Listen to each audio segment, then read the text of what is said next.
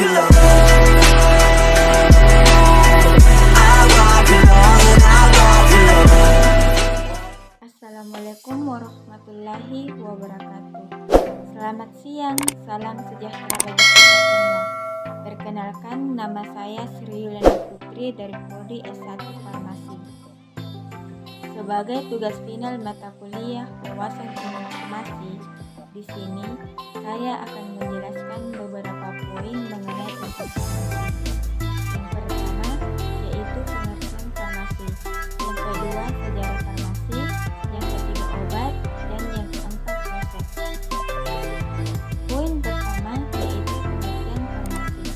Kata farmasi tentu membuat orang berpikir tentang resep, formula, dan segala yang berhubungan dengan obat-obatan. Tapi apa sih sebenarnya farmasi itu? Dikutip dari berbagai sumber, farmasi berasal dari kata farmakon, yang artinya obat atau racun. Sedangkan pengertian farmasi adalah suatu profesi di bidang kesehatan yang meliputi kegiatan-kegiatan di bidang penemuan, pengembangan, produksi, pengolahan, perakitan, obat. Yang kedua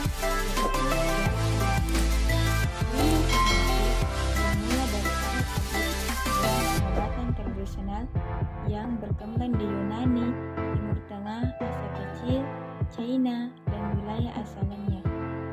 Ilmu ini dipelajari oleh orang tertentu secara turun-temurun dari keluarganya. Diperkirakan buku tentang ramuan obat-obatan pertama kali ditulis di China sekitar 2735 sebelum Masehi. Namun, buat dugaan, kemudian sekitar tahun 400 sebelum Masehi berdirilah sekolah kedokteran di Yunani. Salah satu seorang muridnya adalah Hippocrates. Sedangkan di wilayah Arab pada abad ke-8 ilmu farmasi dikembangkan oleh para ilmuwan Arab menyebar luas sampai ke Eropa.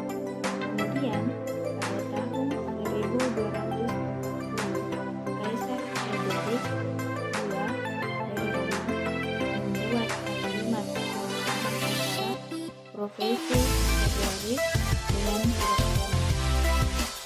Maklumat yang dikeluarkan tentang pemerintahan tersebut menyebutkan bahwa masing-masing ahli ilmu mempunyai standar etik, pengetahuan, dan keterampilan khusus yang berbeda dengan ilmu lainnya.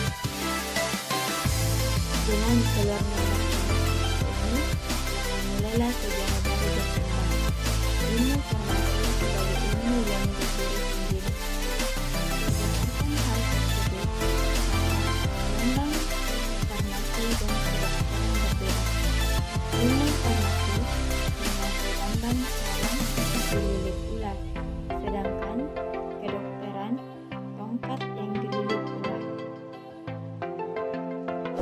Ilmuwan-ilmuwan yang berjasa dalam perkembangan kefarmasian dan kedokteran antara lain yang pertama yaitu Hippocrates 460 sampai 370 sebelum Masehi adalah dokter Yunani yang memperkenalkan farmasi dan kedokteran secara ilmiah.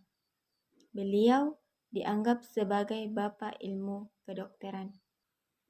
Yang kedua, Dioscorides abad 1 setelah Masehi adalah seorang ahli botani Yunani yang merupakan orang pertama yang menggunakan tumbuh-tumbuhan sebagai ilmu farmasi.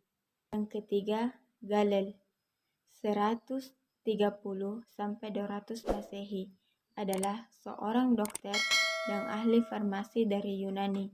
Karyanya dalam ilmu kedokteran dan obat-obatan yang berasal dari alam. Bermula, persediaan farmasi adalah farmasi Galenica. Yang keempat yaitu Philippus Aurelius pada tahun 1493 sampai 1541 Masehi. Seorang dokter dan ahli kimia dari Swiss yang menyebut dirinya Celsius sangat besar pengaruhnya terhadap perubahan farmasi, menyiapkan bahan obat spesifik, dan memperkenalkan zat kimia sebagai obat internal.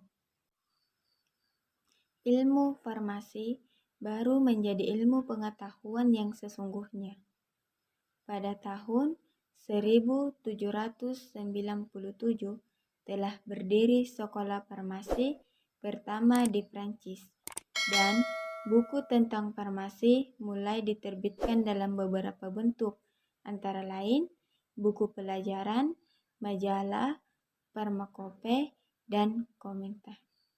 Kemajuan di Prancis ini diikuti oleh negara Eropa lain, misalnya Italia, Inggris, Jerman, dan lain-lain.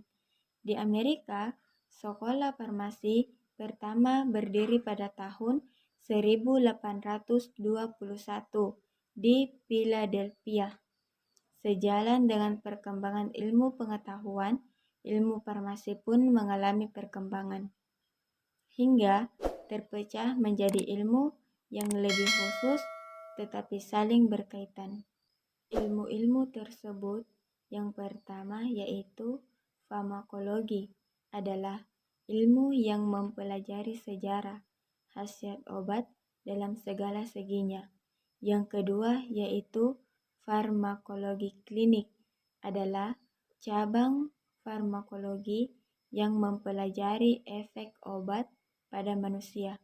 Yang ketiga yaitu farmakonetika, adalah aspek farmakologi yang mencakup nasib obat di dalam tubuh, yang meliputi absorpsi.